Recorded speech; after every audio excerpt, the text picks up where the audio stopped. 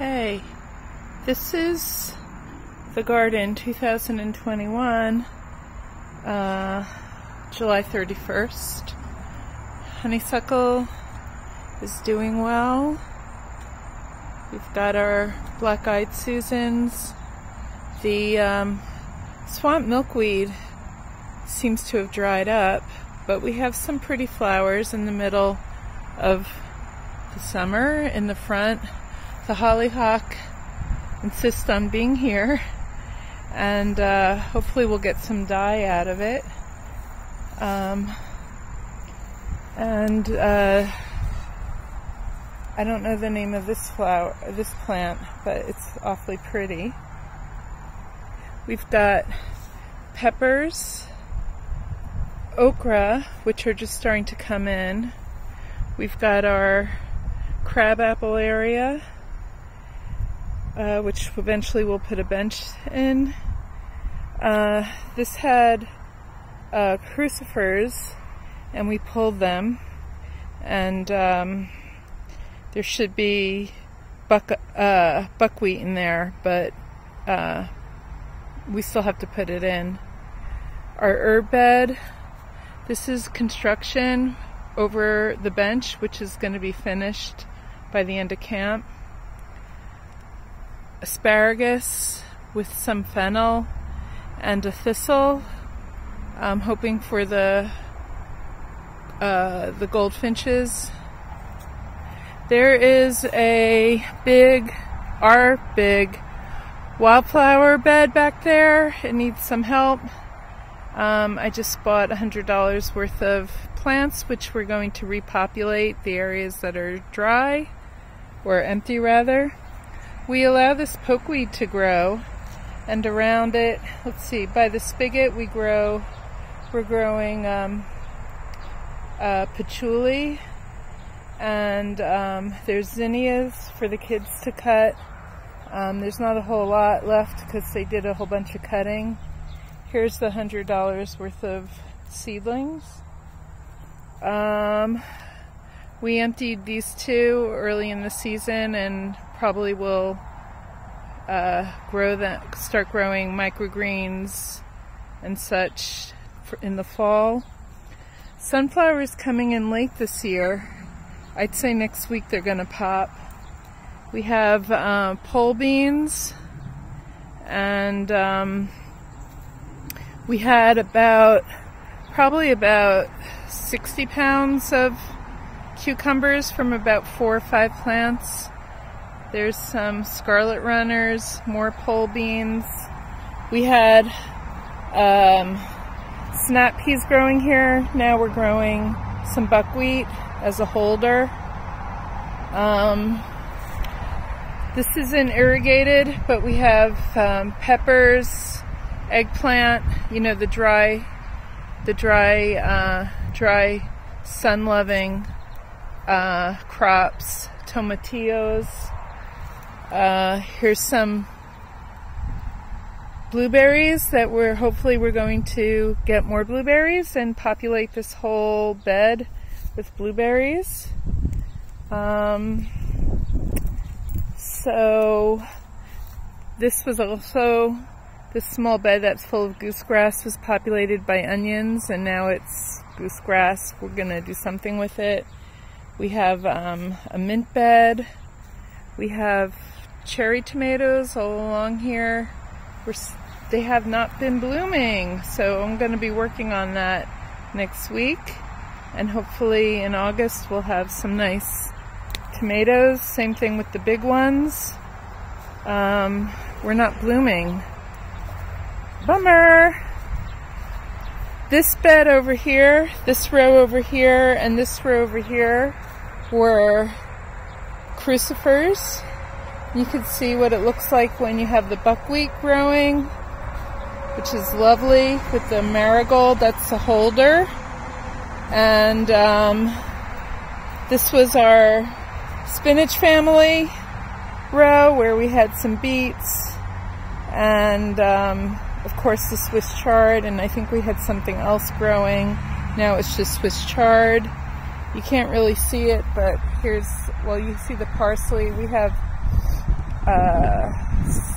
celery and lovage growing in our carrot row. And here's our Three Sisters corn, which is getting picked next week by the children.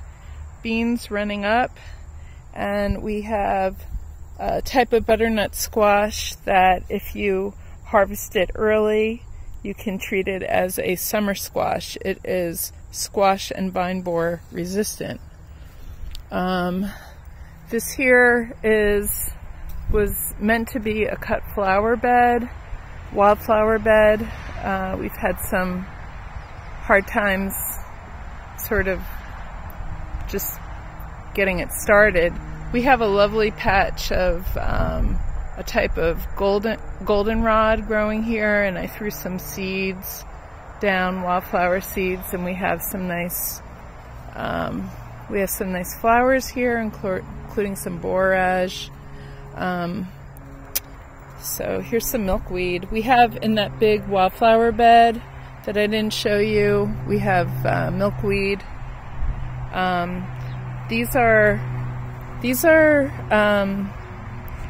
cotton. This is going to be cotton.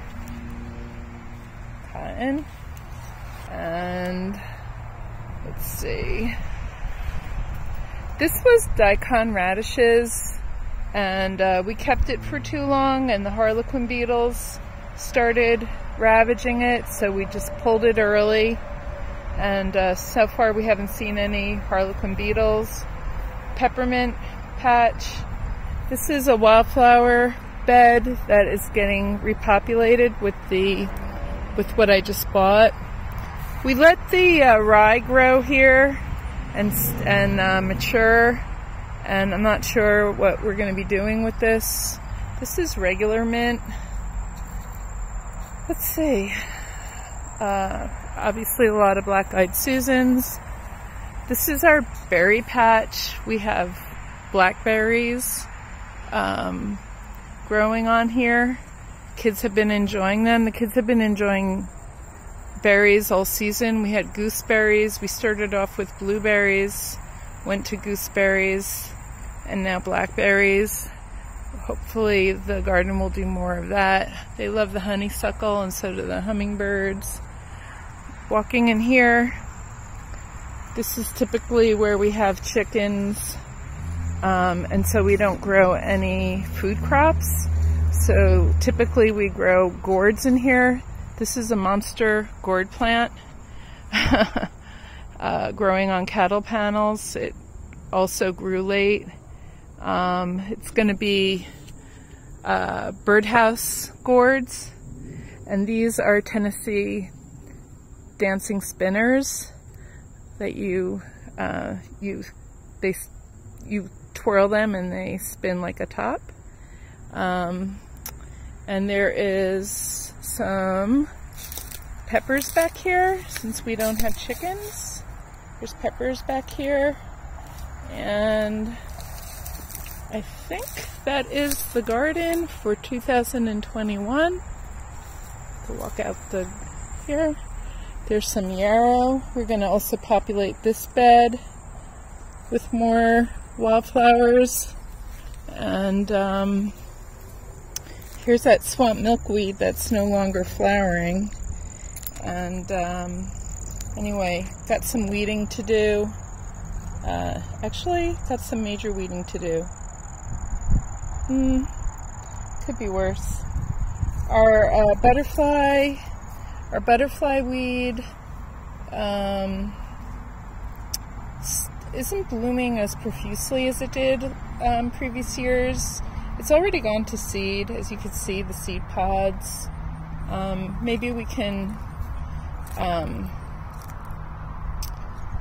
could prune it so it would flower more. Here's mountain mint, full of pollinators. Look at that. This is a Native American plant in the mint family, whereas the Mediterranean has a lot of different species of native mints. The United States or North America does not have as many. but this is a delightful, delightful plant that gets visited by many pollinators. And we'll end with some phlox, also native, phlox paniculata, garden phlox.